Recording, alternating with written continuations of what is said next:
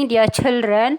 Now, today I am here in the morning to say hello to you all and focus on the poem Sour Grapes. This lesson is being taught for class 5 and English class. This is what first only I will tell you. Afterwards, phone and don't ask. Ma'am, which poem, which class? So be sure this is for class 5. Now, poem Sour Grapes. Now, this poem is picked up from the fables called the Panchatantra. From that book, it has picked up the famous Indian book, that is the poem Sour Grapes is based on a short stories, small stories. Usually these have a moral message. Always this kind of stories have a moral message. So day to day life we are living. Those moral stories, why they have given in the books for us, not just to recite, but to practice in our daily life. Now listen to a short introduction. After that we will go through the poem.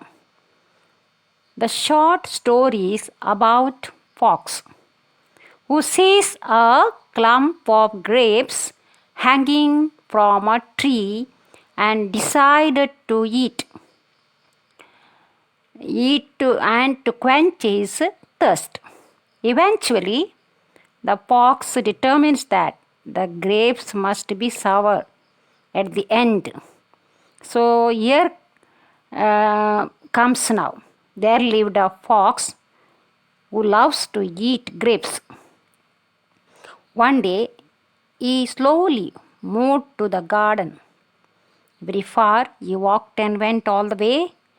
There he saw a big tree, and he found in that a bunch of beautiful grapes that hanging as they kept on the tree by line by line.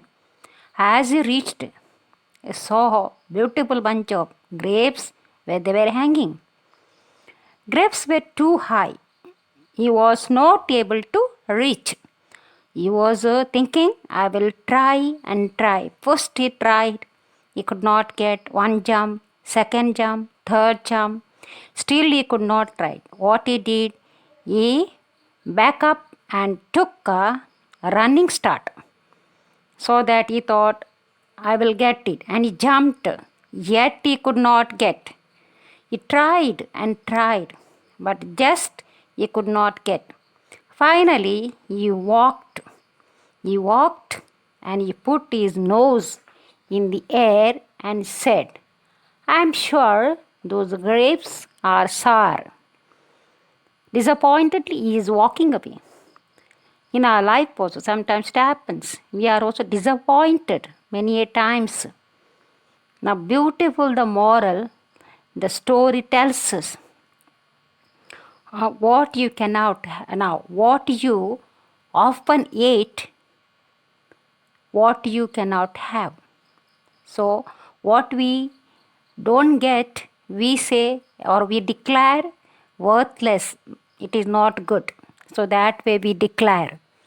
Now, for example, I also was disappointed at the day I was teaching a lesson, English lesson for you all. With great difficulty, there was no network, nothing. This is an example I am giving you how I was disappointed. My aim was today I must do this and finish up with the children so that they will revise them. But what happened? Some children were not listening. They were busy with their other work in the mobile. They were playing. They were looking here and there. Some were just joking. Some were singing. It happens in the Zoom class because each one thinks that ma'am will not see us. She is very far. And I felt very, very disappointed. I stood there only for a while and I thought I will not teach today. Why to lose my peace of mind? I stood for 5 minutes, yet I was not peaceful. I tried. Then finally I thought, no, I should not give up.